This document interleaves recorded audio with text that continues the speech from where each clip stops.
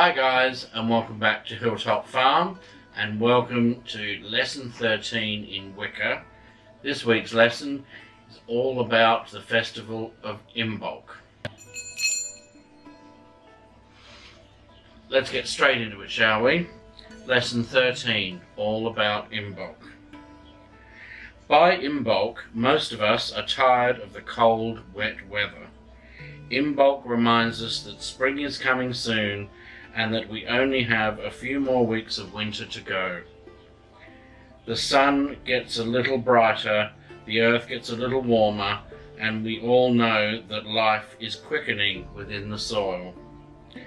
There are a number of different ways to celebrate this Sabbot, but first we will look at the history of Imbolc. To the Romans, this time of year, halfway between the winter solstice and the spring equinox, was the season of, I'm probably going to pronounce this incorrectly, Lupercalia. For them, it was a purification ritual held on February 15th, in which a goat was sacrificed and a scourge made of its hide. Thong-clad men ran through the city, whacking people with bits of goat hide. Those who were struck considered themselves fortunate. This is one of the few Roman celebrations that is not associated with a particular temple or deity. Instead, it focuses on the founding of the city of Rome by twins Romulus and Remus, who were suckled by a she-wolf in the cave known as Lupercal. The ancient Egyptians celebrated this time of year as the Feast of Nut, whose birthday falls on February 2nd on the Georgian calendar. According to the Book of the Dead, Nut was seen as the mother figure to the sun god Ra, who at sunrise was known as Khepera and took the form of a scarab beetle. She is typically portrayed as a nude woman covered in stars and is positioned above her husband Geb, the earth god. When she comes down to meet him each night, darkness falls. Like many pagan holidays, Imbolc has a Celtic connection as well, although it wasn't celebrated in non-Gaelic Celtic societies. The Irish goddess Brigid is the keeper of the sacred flame, the guardian of home and hearth. To honour her, purification and cleaning are a wonderful way to get ready for the coming spring. In addition to fire, she is a goddess connected to inspiration and creativity. The early Celts celebrated a purification festival by honouring Brigid, or Brig, whose name meant bright one.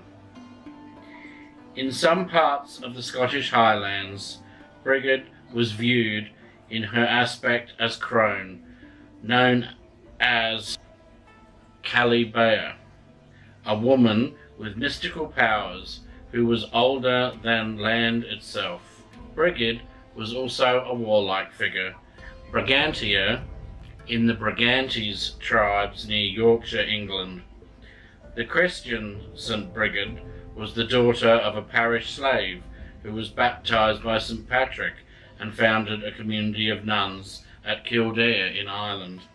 In modern paganism, Brigid is viewed as part of the maiden mother crone cycle. She walks on earth on the eve of her day, and before going to bed, each member of the household should leave a piece of clothing outside for Brigid to bless. Smother your fire as the last thing you do that night, and rake the ashes smooth.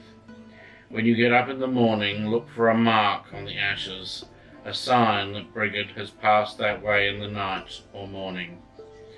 The clothes are brought inside, and now have powers of healing and protection, thanks to Brigid. When Ireland converted to Christianity, it was hard to convince people to get rid of their old gods, so the church allowed them to worship the goddess Brigid as a saint, thus the creation of St. Brigid's Day. Today there are many churches around the world which bear her name.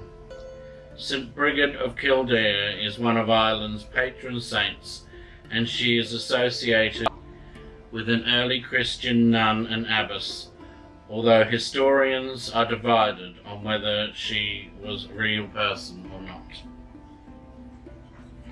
For many Christians, February 2nd continues to be celebrated as Candlemas, the feast of purification of the Virgin. By Jewish law, it took 40 days after a birth for a woman to be cleansed following the birth of a son. 40 days after Christmas, the birth of Jesus, is February 2nd. Candles were blessed, there was much feasting to be had, and the drab days of February suddenly seemed a little brighter. In Catholic churches, the focus of this celebration is St. Brigid. On to rituals and ceremonies. Depending on your particular tradition, there are many different ways you can celebrate Imbolc. Some people focus on the Celtic goddess Brigid in her many aspects as a deity of fire and fertility. We aim rituals more towards the cycles of seasons and the agricultural marker. Setting up your altar. Traditionally, the colours of red and white are associated with Brigid. The white is the colour of the blanket of snow, and the red symbolises the rising sun. In some traditions, the red is connected with the blood of life. Brigid is also tied to the colour green, both for the green mantle she wears and for the life growing beneath the earth. Decorate your altar with a white cloth and drape a swathe of red across it, and add green candles, perhaps. The beginning of new life. Altar decor should reflect the theme of the Sabbot, because Imbolc is a harbinger of spring. Any plants that symbolise the new growth are appropriate. Add potted bulbs. Don't worry if they're blooming yet, and spring flowers such as forsythia, crocus, daffodils and snowflake drops. If you don't have much luck planting bulbs, think about making a Brigid's crown as a centerpiece. It combines flowers and candles together. And as an extra, there is a printout down here which is for making Brigid's floral crown. Okay, and it's very easy for all you crafty people out there. All you need is a circular wreath frame, either of straw or grapevine, winter evergreens such as pine, fir or holly, spring flowers, red, silver and white ribbons, candles that are optional, a hot glue gun. And it's ever so easy and ever so effective. You can hang it on your door as a wreath, you can hang it on the wall, or have it as a table centerpiece. Alright, so that'll be down in the printouts. Celtic designs. Brigid is, after all, a goddess of Celtic people. So, it's always appropriate to add some sort of Celtic design to your altar. Consider adding a Brigid's cross or any other item incorporating Celtic knotwork. If you happen to have a Celtic cross, don't worry about the fact that it's also a Christian symbol. If it feels right on your altar, go ahead and add it. Be sure to place your altar in a spot where you'll be able to see it and work with it, even if it's just a quick acknowledgement during the Sabbot season. Imbolc solitary ritual. Like all Sabbots and all rituals, I do recommend that you have a cleansing ritual bath and do meditate beforehand, of course, so that you're grounded and ready to do the work. Cast your circle or bubble by holding out your athame in your hand and tracing over the area in a clockwise direction. As you trace over the area, visualize flames of pure white rising up along the perimeter. When the beginning and the end join, the circle is complete. Step up to the altar and light the candles. Close your eyes and visualize what Imbolc means to you, as this is a time to honor Mother Earth as she wakes from her winter's recovery of giving birth to the Sun King at Yule. Start by saying, Earth with molten core of light, with strength and purpose inspire my right. Powers of Earth the maiden wakens, come join the circle and share in the light. O Spirit of Earth, be within me. Then ring the bell 3 times. O great Goddess and God, all nature vibrates with your energies, and the earth is bathed with warmth and life. Now is the time of getting past cares and banes. Now is the time for purification. O fiery sun, burn away the non-useful, the hurtful, the bane. In your glorious power, purify me, purify me, purify me. The earth now grows warmer as the wheel again turns, and as each passing day adds strength, behold the god and the goddess, Lord of the forest and his bride. Once again the earth is blessed, with life anew inside. Seed shall soon begin to sprout, and creatures shall young bear. For this is the promise, the cycle of life, that is born of thy love, thy share. Now is the time for meditation and any spell workings. Spell workings associated with Imbolc include those for fertility, defining and focusing on our goals for the future, organization, health and protection. When you are finished, close the circle and let the feast commence. Now, feast food. Now, another bonus printout I've given you here. It's a very quick and easy recipe for braided bread. Okay, braided bread is found in many forms and many cultures. This recipe is a simple one and is perfect for serving at your Imbolc feast. The braid symbolizes Brigid in her aspect as the bride, representative of her fertility and position as a hearth goddess. And this is so easy. If you're a bread maker, you just make up a normal batch as if you're going to make a loaf of bread. Or if you want to cheat, you can go to the supermarket and get the bags of ready mix bread making stuff and make up again enough to make one one loaf. Okay, so that's all you need for that. You also need 1 egg, some water and sesame seeds. You basically knead it out, cut it into 3, cut it into long strips, plait it together, let it rise, coat it with your sort of egg wash and put your seeds on and Bob's your uncle. I mean, it's more to it than that, obviously. All the instructions are here. But as I say, again, there's a printout in the description down below. braided bread. Wonderful, quick and easy, something to serve at your festivals. Okay, now feasting and food for Imbolc. No pagan celebration is really complete without a meal to go along with it. For Imbolc, celebrate with foods that honour the hearth and home, such as breads, grains and vegetables, stored away from fall if you can. Things such as onions and potatoes, as well as dairy items.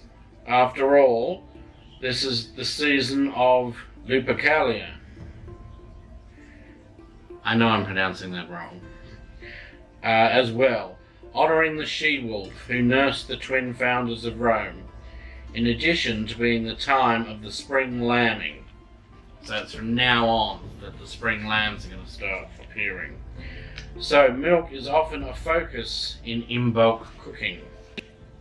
This week's assignment. I want you to continue with your daily meditation and visualization, which is important. You have to keep up with that. If you're not getting to that special place, you need to keep focusing and concentrating and trying, because without doing that, it will be impossible for you to really master Wicca and to wake up that part of your brain that you need to wake up. Over the next week, if you can go outside when the sun is shining or sitting in a window with the sun's rays hitting you, that would be fantastic. Allow yourself to be warmed by the sun's rays. Look out every day for signs of spring. Look for trees waking up, flowers starting to bloom, birds nesting, and lambs appearing in fields. This is Imbolc, watching the world wake up. So, that is your assignment for this week. Good luck and happy Imbolc. End of the lesson. Right, so, lesson 13, Imbolc. This is, as I said, we are still well and truly in the middle of winter, but Imbolc heralds the first hints in the world around us that spring is on the way.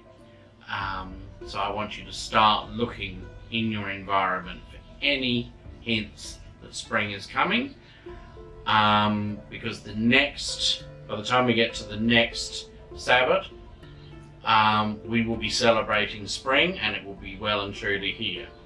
And I can just add to this as something that's quite interesting to be mapping out your observations, if you like, with the coming of spring, is our ducks who don't lay eggs through the winter. Yesterday we had our first duck egg for the new season, and this morning there was another one. So at Hilltop Farm, the very first sign of spring closing in on us is the ducks are starting to wake up. So it's starting to happen here at Hilltop. In the description down below, you will be able to get this printout, download it to your computer for easy reference. I recommend you print it out if you can and keep it in hard form. It's easier to have with you if you want to, have it at your altar as a reference, or if you want to make notes or whatever else. Remember, after you have your Imbolc celebration, to document that not only in your journal, but also in your Book of Shadows. As I say, that's in the description down below. As I said, the handout for the braided bread, again, downloaded, printed out, but the link to it is also in the description down below, as is the link to Brigid's Floral Crown. That is very, very effective, and you can get kids involved in doing that. If you are part of a coven, you can perhaps have a craft coffee morning and get everyone together and make those. So that's pretty wonderful too. That's pretty much everything for this lesson. Also down below is the email address of the school. If you need to get in contact with me privately, use that. If not, you can just leave a comment under the lesson. There's a link down there to our affiliate with the depository. If you want to buy any books, just click on there and go through there to make your purchase.